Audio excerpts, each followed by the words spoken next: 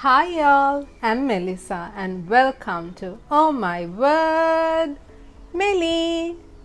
So we are already in July and half of this year has passed and it's time for me to attempt the mid-year book freakout tag.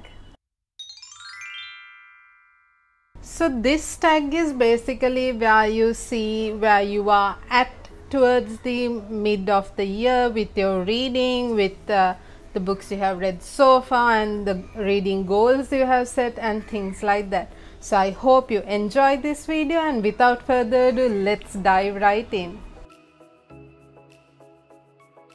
So the best book I have read in 2021 in this year is none other than The Hate You Give by Angie Thomas. So y'all know I talk about this book in most of my videos. I can't help it. This book is just amazing. I'm wowed by it. And if y'all still haven't seen my review, y'all can click on the link up here so that y'all can watch that video as well. This book was so it was so related to me, to things that I have faced, that it just blew my mind. It was just amazing. So, and also recently on Instagram I posted a review for this as well, but I have an in detail review on BookTube, so that's the link up here like I said. So do check it out, and if y'all still haven't read any book by Angie Thomas, I highly recommend y'all start with this, then read On the Come Up and also Concrete Rose. They are just amazing. So for this question I had so many answers because I have read many series so far in the year. If y'all do follow me on Goodreads or Instagram, y'all can see my reading updates. Y'all can find those links in the description box down below, so do follow me. Like, there are so many sequels in series that I can recommend, but for me, based on the first book and then the sequel, the very next sequel, I thought The Lost Book of the White, The Elder's Curses Book 2 by Cassandra Clare and Wesley Chu was a very good sequel compared to the first book, or the prequel of this, which was The Red Scrolls of Magic. I liked Red Scrolls of Magic, like not that I didn't like it. It was nice as a Cassandra Clare book. I really liked it, but I just liked Lost Book of the White way more than Red Scrolls of Magic. I have a written review going up on Instagram next week, so do follow me and keep an eye and see what my review for this is. But this by far has been a very good sequel compared to the first book. So for me, the new release that I still haven't read but I want to is The One Last Stop by Casey McQuiston. So just let me read you a snippet of the blurb here. Casey McQuiston's One Last Stop is a magical, sexy, big-hearted romance where the impossible becomes possible as Augustus does everything in her power to save the girl lost in time. So that's just a brief sneak peek into this book. If y'all have read it, let me know what y'all think of it. So there are so many books that are coming out, I know of, and like I have seen other booktubers doing videos of most anticipated releases for the second half of 2021. But out of all those books that are going to be released, the book that I'm eagerly waiting is Once Upon a Broken Heart by Stephanie Garber. I'll answer that part in the next question, but I am like a new fan of Stephanie Garber's writing. I love her books. They are fast paced. Like y'all know, I just finished reading Caraval. It was truly magical. So guys, don't hate me, but my biggest disappointment was Lady Midnight by Cassandra Clare so far. So let me get this straight. This book is good. the story is really nice. I'm reading Lord of Shadows, the second book of the Dark Artificers trilogy, and I'm already loving it. But this book, even though the story was nice and everything, the start was, I don't know, like it got me, like I was feeling very bored, and like I started this as soon as I finished Caraval, so I wasn't sure first if I was in a reading slump. And then for me to actually get hooked and start liking the story, it took me 500 pages. So that's like the last little, because this had like some 22 odd pages in the story. So it took me 500 odd pages just to get hooked, to love Emma and Julian, to love the plot twists and all that. That's when everything got so exciting. God, the paragraphs were like 20-30 pages long. Like, I have read Mortal Instruments, I have read the Infernal Devices, then the Elder's Curses books, and like the paragraphs, even though I don't know it, even though it was long or stuff, it wasn't feeling draggy. But in this, I was feeling that, and I was like utterly disappointed, like for a Cassandra Clare book to feel like that to me. But highly recommended. Like, once the story gets interesting and then you start reading the other books, then you're invested in it. But yeah, it was disappointing.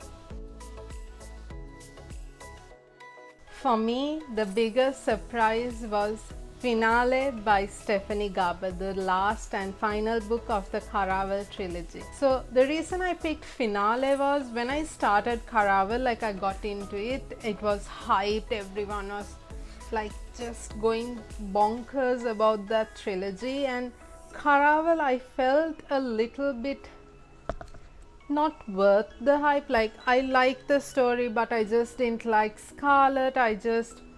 Even though I liked the plot twist, the things that were happening, and like the story of Caraval, of this theme or whatever, the game they had, the Wild Goose Chase, everything, I just didn't like Scarlet. But Finale, like once I read Caraval and then went to Legendary, I thought, wow, Legendary was amazing, and that's like, it was just mind blowing. I just loved it. Okay, and then I gave Legendary 5 stars, and then I started Finale, and just, if I thought Legendary was wow, Finale was just wham bam. I loved Finale so much that I gave this also 5 stars, and giving Legendary 5 stars was not deserving. Like, to give Legendary 5 stars and Finale 5 stars, I didn't think it was fair for Finale. So I went back to Legendary and gave it a 4 star. Sad, like it's sort of like 4.5. But Finale, the way it ended, the events, the plot twist, everything that happened was just, oh my word, magical. I was so surprised. I was not expecting to love Finale that much once I started reading Caraval, like, and it was fast paced. I couldn't leave the book down. I was just so amazed. Just so for me, it's actually going to be Stephanie Garber. So like I said, my most anticipated release for the second half of this year is also Once Upon a Broken Heart by Stephanie Garber, and I loved Finale, Legendary and Caraval so much that I loved her style of writing. Her chapters in the books were so fast pacing but informational. It was like a hook after hook for each word. I loved her style of writing. Like, I just couldn't put the books down, and I have so much of expectations for Once Upon a Broken Heart that I really have to say that she's one of my favorite authors now, like hands down. So y'all know my biggest, or like the unbreakable crush, is on Will and Jem from Infernal Devices. And this newest fictional crush, he's not going to take that position. They are always going to be right up here. but as they want a fictional crush based on what I read this year, as this is the mid-year book freak out, so for me I had to repeat this Finale by Stephanie Garber. And my newest fictional crush is, wait a minute, y'all thought I'm going to say Legend, didn't ya? But no, it's going to be the Fate, the Prince of Hearts, or Jax. I know he's a Fate, I know he did a lot of things, but for some reason I just love him more than Legend. I like both of them, but it's just, if I have to pick a side, or if I have to like weigh a scale, definitely the Prince of Hearts is going to tip the scale. It's just, I just can't. So my newest favorite character has to be Angela Clark from the I Heart series by Lindsay Kell. I'm pretty sure y'all were expecting me to bring the I Heart series somewhere in this question, and I just can't help it. The I Heart series is just amazing. I just love it. I can't help it. Everyone has to read it. It's sort of a series like that. And my newest favorite character for it is from it is Angela Clark, and I just loved how real this story is, telling her story about heartbreak, how she rediscovers herself, how she never gives up, or even if she gives up, she finds some way to not give up, to hold on to faith. So for that reason, Angela Clark is my newest favorite character. I have so many, like I really have so many, but from all the books I have read this year, she's one of my favorite characters. I have two books. They didn't like make me harp and all that, but it actually made me cry. So I have to repeat this book here, and that is The Hate You Give. So being a victim of racism, reading this, seeing how it ended, and reading through the different events, the occurrences that happened, it just, tears were just pouring down my face reading this. I just couldn't. I was so emotional. I was feeling like a lump in my throat. I just couldn't. Like, this was really emotional. It made me cry. And the other is The Ghosts of Shadow Market by Cassandra Clare and a few other authors.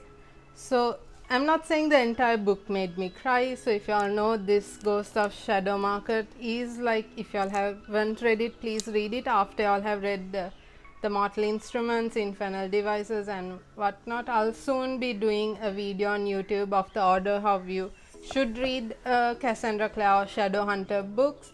So keep an eye, stay tuned. So in this, there are chapters where Will is there, Jem is there, and it follows how Will dies, how Jem reacts, how Tessa reacts, like the last few moments of Will, like I just couldn't. And that's like in the first few chapters of this book. Like, it was so emotional, like, you know. So I said Jem and Will are like my number ones, right? And the emotions were just, I just couldn't. So a book that made me happy was, again, I know, the I Heart series by Lindsay Kell. I just can't help it. It's like, you know, there are these books that you love so much that they start fitting into every prompt, in every question, every tag and stuff, and it just happens, right? So for me, I Heart Hawaii, the last book of the I Heart series, just made me happy. I did not expect that ending. It was an emotional but happy, inspiring ending that this book just made me happy. There were many, like, really, but I had to pick this, Legendborn by Tracy Deonn. I still haven't read this, but this cover is just beautiful. And we are in the last question already. I have so many books. I want to say all the books, and like I know it's unfair, like they can't ask us that, right? Like if I get something else and like I use the book jar and things like that, but still there are just so many books I want to read, and if I have to say I want to read them by the end of this year, like I have a lot. That was it for the mid-year book freak out. If you enjoyed this video, don't forget to give it a thumbs up, and as always, don't forget to subscribe to my channel if you still haven't. Anywho, until I see you next time in another fun and bookish video, here is me signing off for today. So bye and stay safe from Oh My Word, Millie.